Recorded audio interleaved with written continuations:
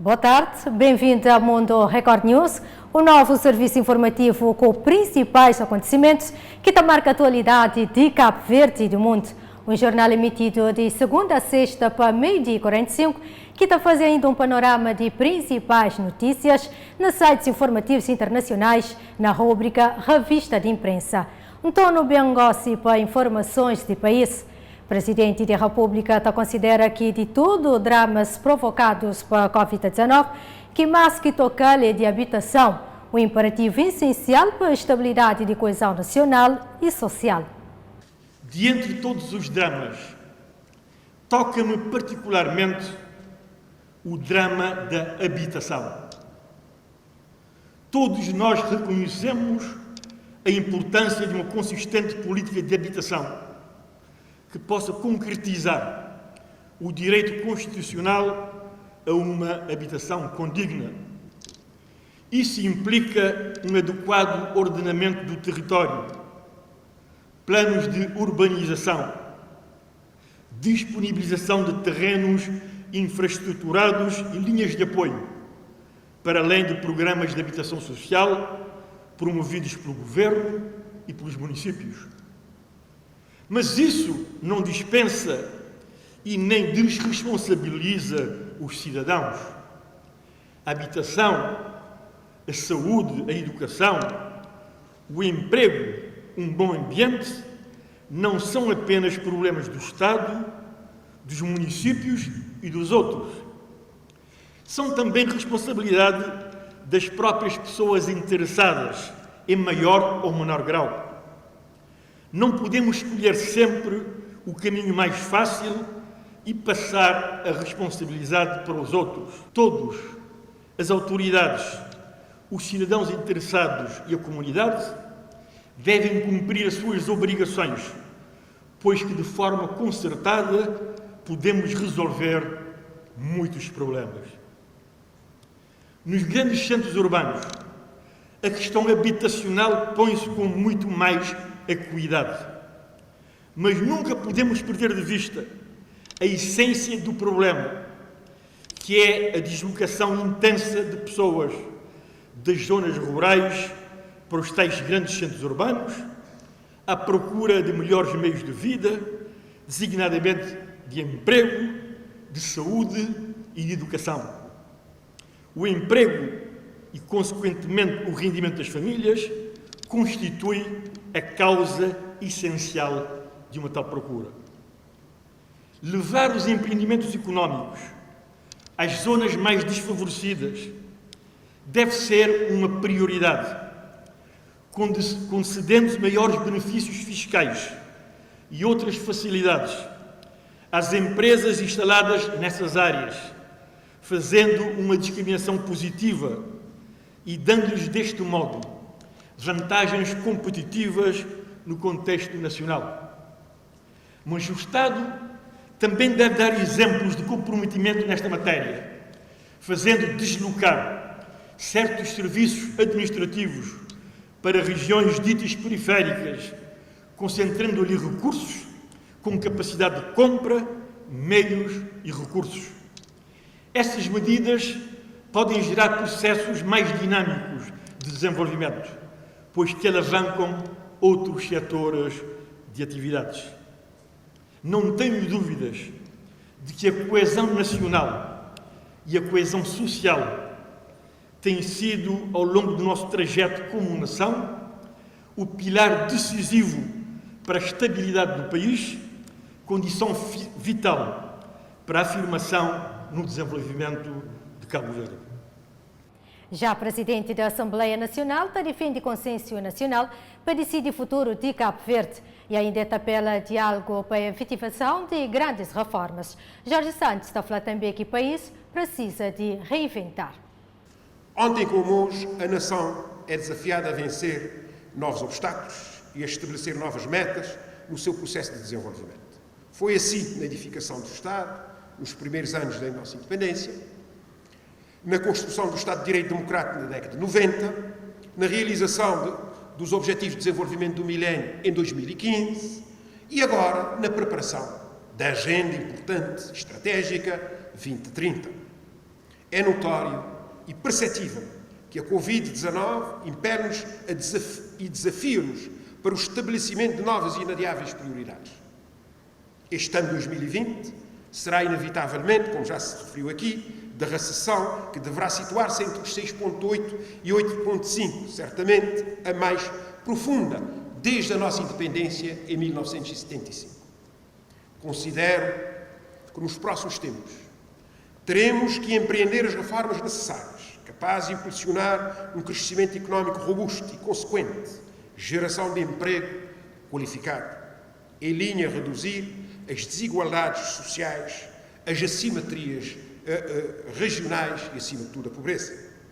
Ousaria afirmar que se impõem consensos nacionais sobre o futuro do nosso país, entendimentos que possam fugir às conjunturas eleitorais e assumir caráter de desígnios nacionais em áreas como a reforma do Estado, a economia azul e aproveitamento dos recursos endógenos, a educação e a saúde, as relações externas, segurança e inserção de Cabo Verde, inserção económica de Cabo Verde de uma forma dinâmica no mundo em que nós vivemos. São reformas e desafios imprescindíveis num país arquipelágico e que precisa de se reinventar a todo momento, numa realidade marcada ainda por desigualdades e por imensas vulnerabilidades. Percurso de Cabo Verde de orgulha e de ganha grandes batalhas. Entretanto, o desafio de momento é desenvolvimento sustentável, segundo o primeiro-ministro, à margem de 45 anos da independência do país. E afirmar que é um percurso que orgulha e honra a nação cabo-verdiana. 45 anos são sempre 45 anos, de um processo que teve os seus desenvolvimentos. Nós estamos num país completamente diferente de um país de há 45 anos atrás. Ganhamos grandes batalhas num país resiliente, perseverante, com capacidade de ultrapassar dificuldades e que está sempre apontado para o desenvolvimento sustentável. É essa a ambição de gerações de cabo-verdianos que construíram durante todos estes anos, mas andando mesmo para trás, desde a descoberta de Cabo Verde até o momento atual, a grande ambição de superar e de conseguirmos atingir um desenvolvimento que possa beneficiar com qualidade de vida todos os cabo-verdianos. O grande desafio é o desenvolvimento sustentável. Esta pandemia, evidentemente, coloca situações difíceis a Cabo Verde e a todo o mundo, porque vai provocar, e está a provocar, não só problemas a nível sanitários, mas a nível da recessão económica, quebra de crescimento, a nível do desemprego, a nível do rendimento, mas nós temos que superar. E superar não perdendo o objetivo final. O objetivo é conseguirmos desenvolvimento sustentável. Esse desenvolvimento sustentável passará por retomar o crescimento económico, passará por aproveitar mais os recursos endógenos. Nós estamos a falar da economia azul, da transição energética mais acelerada, de uma estratégia de água que possa conduzir a uma sustentabilidade do setor agrícola, mas também que sirva para podermos ter mais sustentabilidade no consumo doméstico, na indústria, na economia. Portanto, nós temos aqui um conjunto de fatores que podem ajudar a acelerar o desenvolvimento de Cabo Verde, incluindo a transformação digital, uma maior aposta nas tecnologias de informação e comunicação, reforçar o nosso compromisso com a educação de qualidade e de excelência. São fatores que este país tem e que vai ter que ultrapassar e reforçar na fase pós-pandemia.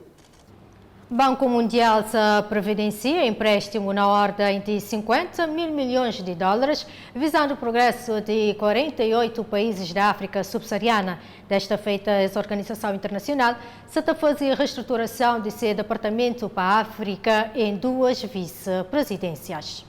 Como sinal do seu compromisso, a carteira regional do Banco Mundial para a África subsaariana será agora gerida por 2 vice-presidentes, com projetos e programas em áreas como agricultura, comércio e transportes, energia, educação, saúde, água e saneamento. Além disso, o crescimento do financiamento aos Estados em situação de fragilidade tem sido ainda maior, com cerca de 2/3 A região foi liderada desde 2018 por Hafez Ghanem, que assume as funções de vice-presidente para a África Oriental e Austral, e este defendeu o compromisso para com a África de providenciar mais recursos às pessoas vulneráveis. Por seu lado, o vice-presidente para a África Ocidental e Central, Ousmane Diagana, disse que se sente honrado por liderar os esforços do banco com enfoque na inovação, impacto e transformação.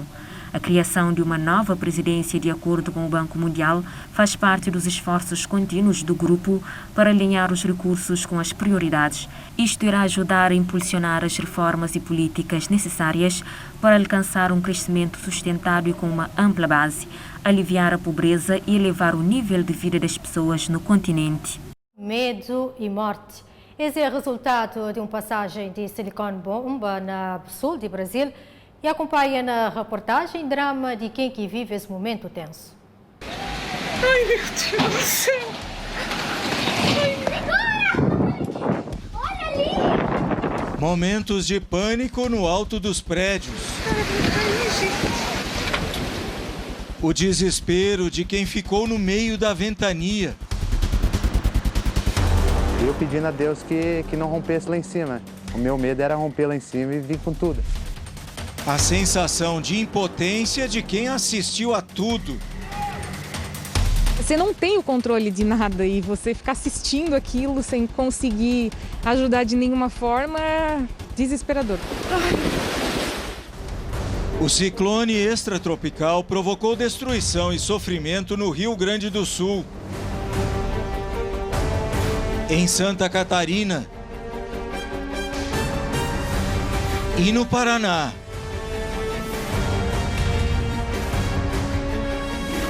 Imagens feitas com celular mostram a força do vento. Durante a tempestade, os ventos chegaram a 130 km por hora. Telhados foram arrancados. Voaram pelos ares como folhas de papel. Meu Deus, meu Deus! Meu Deus! O telhado... Árvores foram derrubadas.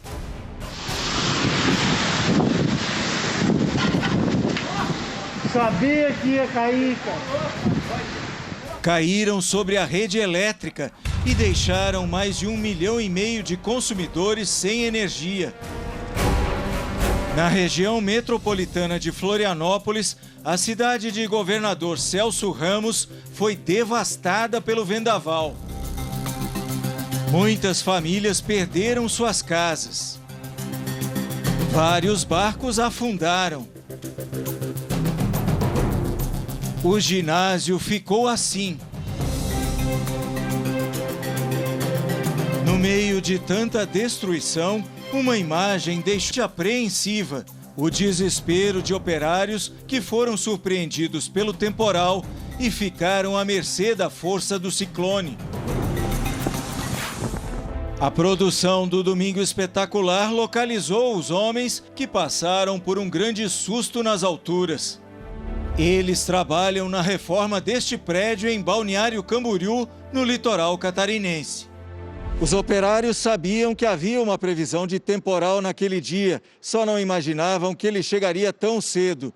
Por volta das 4 da tarde, eles trabalhavam a mais de 30 metros de altura, quando o tempo fechou rapidamente e a situação logo ficou dramática. A gente imaginava que ia ser tão intenso, tão rápido, não deu tempo para nada. E quando eu pensei em descer, já acabou a energia, não tinha mais o que fazer.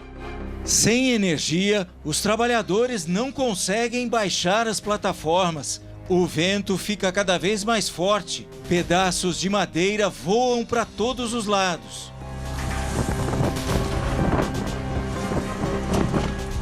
Casado, pai de 2 filhos, 36 anos de idade. Ademar estava na plataforma que balançava e batia contra a fachada do prédio. Eu tentei me segurar ao máximo na beirada e livrando os braços para não quebrar meu braço na parede. Foi tenso. Eu tô com essa parte aqui tudo doído. Do outro lado, Adilson tentava se proteger. Pai de 6 filhos, 45 anos, 25 de profissão, Adilson pensou que não conseguiria escapar. Eu me emociono de novo, porque foi complicado, sabe? Para nós que convivemos com aquilo ali. Ver a morte ali, tudo passando, batia aqui, quebrava. Entendeu? E não podia se defender de nada, né? Ainda bem que Deus existe, né? Lembranças de um dia de trabalho que com certeza jamais será esquecido.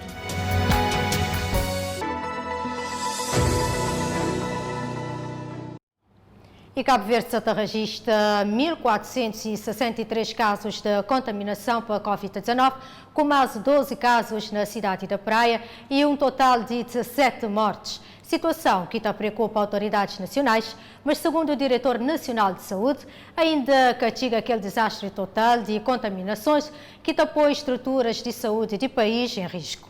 Durante 3 meses e meio temos aguentado e o nosso sistema de saúde tem funcionado normalmente, sem grandes sobressaltos, a aguentar essa vaga epidémica que nós temos aqui em Cabo Verde. Primeiramente numa só ilha, depois chegando à Ilha de Santiago, invadindo alguns concelhos da ilha e também algumas outras ilhas, nomeadamente no Sal e São Vicente, com casos importados, e também São Nicolau e Ribeira Grande, e não ter ainda, portanto, acontecido o desastre total. Isto é muito positivo. Agora, preocupados, nós estamos talvez mais preocupados do que vocês. E sempre dissemos aqui que os casos iriam aumentar, já sabíamos que iriam aumentar, não temos como evitar esse aumento, temos como garantir um funcionamento normal de forma a evitar aumentos bruscos da epidemia nos vários campos e concelhos que nós temos. Isso temos estado a conseguir e faço votos que o nosso Serviço Nacional aguente esta vaga epidémica que tem maltratado o mundo inteiro e tem nos causado grandes problemas em termos de esforço físico de todos os profissionais de saúde, esforço no sentido de procurar identificar os casos precocemente e tentar isolar as pessoas, criando as condições em termos de isolamento, e agora estamos a criar as condições também, já é uma realidade, de fazer internamentos nos casos em que isso se justifique, isolamento a nível domiciliar, criando a capacidade de aumentar o número de testes, o número de diagnósticos, quase que está a duplicar e vai duplicar brevemente, com a abertura de novos postos, nomeadamente no Fogo, no Sal e mais postos aqui na Praia. Em São Vicente já é uma realidade e nós estamos à procura de falhas. Quer dizer, nós também somos humanos, precisamos de um pensamento positivo, não só nós profissionais de saúde, vocês também que têm um papel fundamental, jornalistas, em levantar o ânimo não só de todos nós, incluindo o ânimo também da própria população, porque isso só se consegue com uma população motivada e não desanimada e não alarmada e preparada para cumprir e para ter atitudes positivas para podermos enfrentar essa epidemia, que já viram que não é coisa leve. Portanto, é uma coisa muito séria e que tem nos afetado e que vai continuar enquanto não houver uma vacina e enquanto não houver também, a nível internacional, esta pandemia não se abrandar também a nível mundial. E especialistas de 32 países da OMS para rever diretivas de proteção de Covid-19, sustentando que o vírus também é transmissível por gotículas mais pequenas que permanecem no ar. Apesar da Organização Mundial de Saúde sustentar que os estudos ainda são inconclusivos, um grupo de 239 especialistas defende que as partículas virais da Covid-19 que flutuam no ar no interior dos edifícios são infecciosas. A doença tem feito novas vítimas em todo o mundo que se contaminam em locais públicos como bares, restaurantes, escritórios, mercados, entre outros. Este fato pode ajudar a confirmar o que alguns especialistas vêm a afirmar há algum tempo, que as partículas virais permanecem no ar nos interiores, infectando quem por lá passe, o que é o mesmo que dizer que a Covid-19 é uma doença transmissível pelo ar. Esses especialistas oriundos de 32 países enviaram uma carta aberta à OMS na qual dão provas de que as partículas de menores dimensões podem infectar as pessoas. Daí pediram que a Agência da Saúde das Nações Unidas reveja as recomendações. A OMS tem sustentado que o coronavírus é principalmente disseminado por gotículas respiratórias grandes, as quais, uma vez expelidas através da tosse ou expiros, caem rapidamente no chão.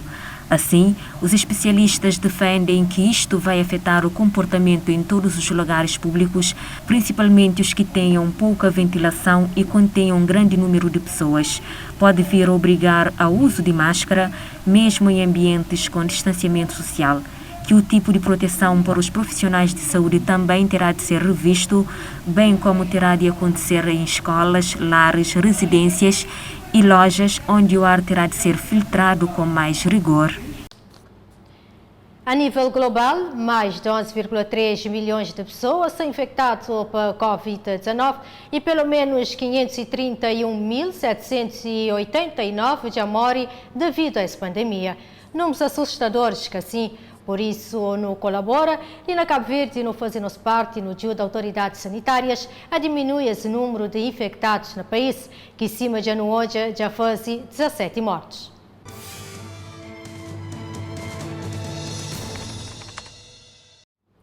E agora no também para a nossa revista de imprensa com o jornalista Elizabeth Dias para trazer-nos as informações internacionais.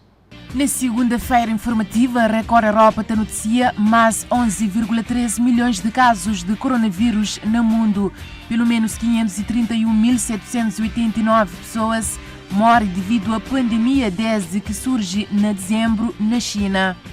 R7 te informa, Brasil ultrapassa a marca de 1 milhão de recuperados de Covid-19.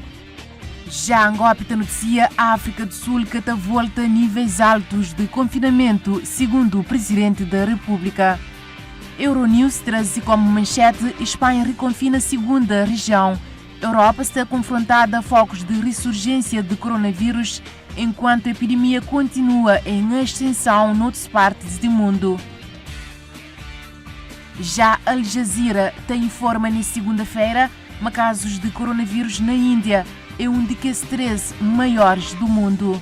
Notícias ao Minuto te informa, menina de 7 anos e mais 12 pessoas morrem em tiroteios na Chicago. Para último, vou a ter destaque para Cabo Delgado, no norte de Moçambique, que insurgentes mata 8 trabalhadores de construção civil. E é assim que nós chega a fim de nosso serviço informativo O Mundo Record News e cada semana apresentado por um jornalista diferente. Mais informações de país e de mundo acompanha na Fala Cabo Verde com Edineia Barros. Continuação de boa tarde.